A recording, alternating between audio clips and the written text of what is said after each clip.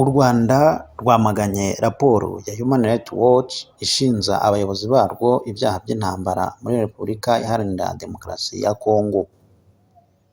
U Rwanda rwamaganye raporo ya Human Rights Watch ivuga ko abayobozi barwo baba baragize uruhare mu byaha by'intambara ku butaka bwa Repubulika Iharanira Demokarasi ya Kongo binyuze mu bufasha ngo bwahawe umutwe wa M23.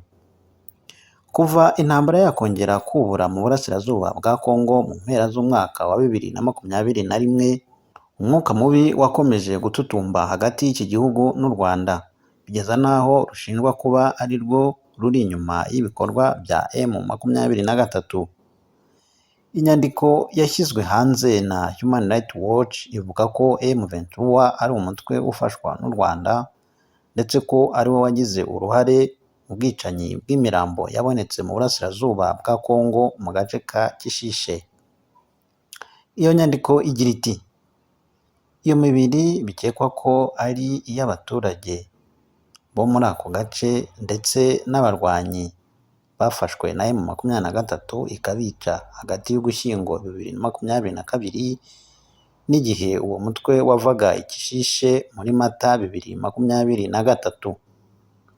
Muri iyo raporo havugwamo ko hari abatanze ubuhamya bavuga ko babonye imva rusange 14 zashyinguwemo iyo mibiri kandi ko ari nke ku bantu bishwe. Ngo hari abandi bantu batanze ubuhamya bavuga ku mibiri hagati ya 15 na 20 yabonywe hafi y'ahari urusengero rw'Abadivantisiti. Ivuga ko ibyo bikorwa byakozwe bigize icyaha ndetse ko akanama ka Loni gashinzwe umutekano gakwiriye gushyira abayobozi ba M23 hamwe n'abayobozi b'u Rwanda bafasha uyu mutwe ku rutonde rw'abahabwa ibihano. Human Rights Watch ikomeza ivuga ko abayobozi b'u Rwanda bashobora kuba baragize uruhare mu byaha by'intambara binyuze mu bufasha buhabwa umutwe wa M23. Hagati aho ariko u Rwanda ntirutewe ubwoba n'ibihuha. Umuvugizi wa guverinoma y'u Rwanda Yolande Macron yatangaje ko ibikubiye muri iyi nyandiko ya Human Rights Watch ari ibihuha bigamije kuyobya abantu kugira ngo ntibite kuri gahunda zo kugarura amahoro mu karere zemejwe. Yagize ati u Rwanda ntabwo ruzaterwa ubwoba n'izi gahunda zo gutanga amakuru y'ibinyoma no kuyobya abantu ku bijyanye na gahunda iriho igamije kugarura amahoro. Kuva ibibazo by'umutekano muke byafata indi ntera muri RDC, Perezida w'u Rwanda Paul Kagame yakunze kugaragaza ko kwitirira u Rwanda ibibazo biri mu burasirazuba bwa Repubulika Iharanira Demokarasi ya Kongo ko ari ugushaka guhunga ibibazo ubwabyo kuko bimaze imyaka myinshi ariko bikaba bidakemurwa. Ubwo Perezida aheruka mu ruzinduko muri Benin, umukuru w'igihugu yavuze ko M23 atari ikibazo ahubwo ari umusaruro w'ibibazo byinshi bitabashije gushakirwa ibisubizo mu gihe cy'imyaka myinshi. Yavuze ko ikibazo cya M23 gihari na mbere y'uko Tshisekedi aba perezida kuko cyazamuye intera muri 2012.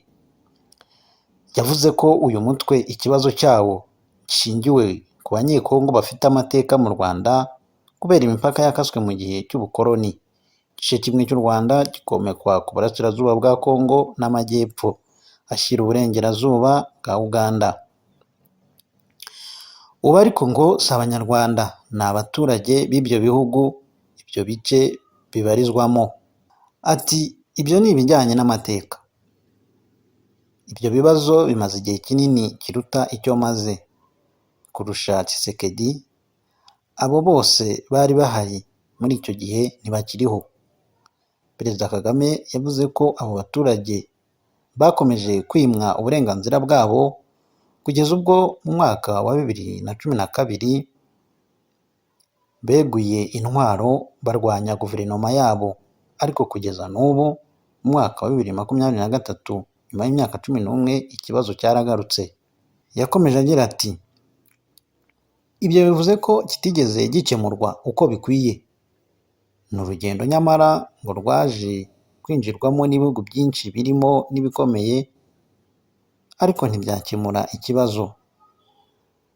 Yakomeje agira ati mu kuri kwita ikibazo cy'akarere cya M23 cyangwa ikibazo cy'u Rwanda no guhunga ikibazo, ntushake kugishakira igisubizo.